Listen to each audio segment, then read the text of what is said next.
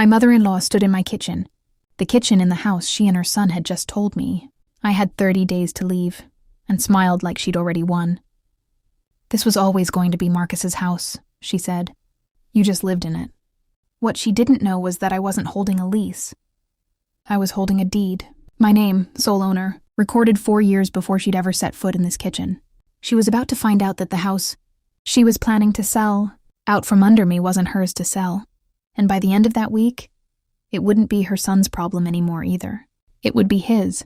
My name is Renata. 4 years ago, my grandmother passed away and left me the only thing she had left to give. A small, sturdy brick house on Cedar Hollow Lane, in the town where she'd raised my mother. It wasn't fancy, but it was paid off. It was mine. And it was recorded in the county clerk's office under my name and my name alone. I met Marcus a year after that.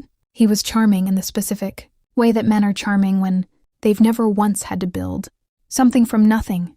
He'd always had a soft landing. His parents owned 3 rental properties and a construction company, and he'd grown up believing that things simply arranged themselves in his favor. When we got married, I didn't think twice about moving him into my grandmother's house. That's what you do when you love someone. I never changed the deed. Why would I? It was my name on the paper, and marriage doesn't erase paperwork. It just makes people assume it does. For 3 years, his mother, Deborah, treated that house like a hotel she was auditing. She'd walk in without knocking, rearrange my kitchen, tell me the drapes were dated, and refer to it always as Marcus's place. I corrected her the first dozen times. After that, I stopped bothering. I thought it was harmless vanity. I was wrong. It was reconnaissance. It was a Sunday dinner. Deborah had cooked, in my kitchen using my oven, a fact she managed to make feel like a favor to me.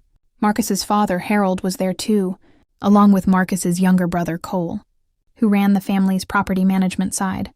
Halfway through dessert, Deborah set down her fork with the particular precision of a woman who had rehearsed this.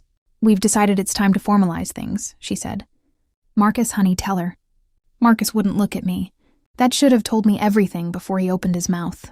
"Mom and Dad think, and I agree, that since this is technically a family property now, it makes sense to bring it under the company. Cole can manage it properly. You and I can use the equity to get something bigger, somewhere that's really ours." I set my glass down very carefully. "It's already really mine, Marcus. It's my grandmother's house. It's in my name." Deborah laughed, an actual laugh, short and bright like I'd made a joke. "Sweetheart, you've been married 4 years. Everyone assumes it's marital property at this point. It's not complicated. We just need you to sign it over to the LLC so Cole can manage the rental listing while you two house hunt. It's a formality." "A formality," I repeated. "You'll thank us," Harold added, not looking up from his plate. "Property like this appreciates faster under proper management." I looked at Marcus, really looked at him, and I understood in that moment that this wasn't a family suggesting something. This was a family that had already decided, and was only now informing me the way you inform a tenant, not a wife. I didn't sign anything that night. I said I needed time to think. And Deborah's smile flickered just slightly, like she hadn't planned for that line in the script. 2 weeks later, I came home to find a manila envelope taped to my own front door. Inside was a notice, typed on Cole's property, management letterhead, informing the current occupant that the residence at Cedar Hollow Lane had been listed for a family transition sale, and that occupants should plan to vacate within 30 days to accommodate showings. The current occupant, in my own house, my grandmother's house. I called Marcus, hands shaking so hard I had to set the phone on the counter to dial. He picked up sounding tired, like I was the one being unreasonable. "Cole's just trying to move things along," he said. "You're being dramatic. Nobody's kicking you out. We're just streamlining the transfer." "There is no transfer, Marcus. There was never a transfer. This house was never yours to list. Legally, once we're married." "Say the word legally one more time," I said, "and I will make sure you understand exactly what it means." He hung up on me. My own husband hung up on me, in the house my grandmother left me, over a sale he had no right to make. That night I didn't cry. I got out the fireproof box where I kept my important documents, and I found the deed, recorded, notarized, filed with the county 4 years before Marcus and I had even met. I made 3 copies. Then I called my cousin Priya, a real estate attorney 2 states away, and read her every word of that notice. She was quiet for a moment, Then she said, "Renata, I need you to do exactly what I tell you, and I need you to enjoy every second of it." Priya's plan was simple, and it was beautiful. We let the showing happen. Cole had scheduled an open house for the following Saturday, inviting 3 prospective buyers, a realtor from his father's usual firm, and unbelievably Deborah herself, who apparently wanted to personally oversee the staging. I didn't stop it. I didn't even clean up. I let them walk in with their clipboards and their measuring tape and their talk of square footage, while I sat in the living room in my grandmother's old reading chair with a cup of coffee and a folder in my lap. Deborah arrived first, breezing in like she owned the place, which, in fairness, was exactly the mistake she was about to pay for. "Oh, Renata, you're still here. That's fine. Just stay out of the way while the Hendersons look around."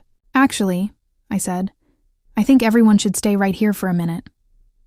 Cole walked in behind 2 prospective buyers, a middle-aged couple who looked politely confused about why the occupant was addressing the room like she was running the meeting. "I want to introduce everyone to something," I said, and I opened the folder. "This is the deed to this property, recorded 4 years ago in Kessler County. Under my name, Renata Voss, not Marcus Averill, not Averill Property Group LLC, mine alone before the marriage." I handed a certified copy to the realtor, who went very still. "This means," I continued, "that the listing you've been showing today is fraudulent. It means the notice taped to my door 2 weeks ago, informing the occupant to vacate, was sent by someone with no legal standing over this property, and it means that anyone signing paperwork today to purchase this house would be purchasing it from people who do not own it." The Hendersons looked at each other and picked up their coats without a word. "Renata, this is absurd," Deborah snapped. "You're being vindictive because Marcus wants what's best for this family." "No," I said, standing up. "I'm being accurate. There's a difference, and you're about to learn it. Here's the part Deborah never accounted for. Cole hadn't just listed the house. He'd used it as collateral. Priya had spent the 2 weeks before the showing pulling records, and what she found made even her raise an eyebrow. Averill Property Group had taken out a business loan 6 months earlier, and had listed Cedar Hollow Lane, my house, as one of the assets securing it. Cole had forged a signature line claiming Marcus had spousal authority to include marital property, using a form he'd clearly downloaded from somewhere and never had properly, reviewed by an actual attorney. The problem for Cole was that Marcus had no authority to give, because the house was never marital property in the first place, which meant the loan collateral was fraudulent, which meant the bank, once Priya's letter reached their legal department, was extremely interested in a conversation with the Averill family. I found out 2 weeks later, from a very different phone call than the one where Marcus had hung up on me. This time it was Harold calling, his voice about an octave higher than usual. "The bank is asking questions about the loan paperwork," he said. "They're saying there might be a fraud issue with the collateral. Renata, I need you to just confirm to them that the house is family property, that it's fine, that this is just a misunderstanding." "I can't confirm something that isn't true, Harold." "You could lose everyone in this family over a house." "I already have a family," I said. "It's the one my grandmother built, and I'm not lying to a bank to cover for Cole's forgery." Marcus moved out 3 weeks later. Not because I asked him to, because once the bank's fraud investigators started asking Cole very specific questions about signature authorization, Marcus realized exactly how deep his brother had dug, and exactly how little he wanted to be standing next to him when it caved in. Cole was let go from the family company pending the loan investigation. Harold spent 2 months on a considerable legal bill, trying to convince the bank that it had all been an internal misunderstanding, not fraud, a distinction that mattered a great deal to his lawyer and very little to me. Deborah called once near the end of it all, her voice smaller than I'd ever heard it. "I just don't understand how you could let this happen to our family." "I didn't let anything happen," I said. "Your family tried to sell a house that was never yours, using a signature that was never valid, to cover a loan you never should have taken. I just declined to lie about it." There was a long silence. "The house was never marital property, Deborah. It was never technically anything.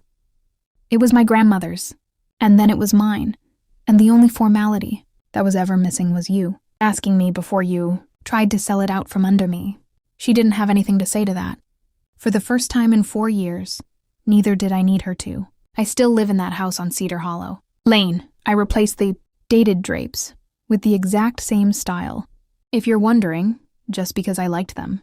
I keep the deed in a fireproof box, and now I also keep it in 3 different digital backups, because I learned the hard way that some people will only respect your ownership of something once they realize you can prove it faster than they can steal it. Marcus texts sometimes. I don't always answer, but every time someone new walks into my kitchen now, I tell them the same thing I wish I'd said on that Sunday at dinner.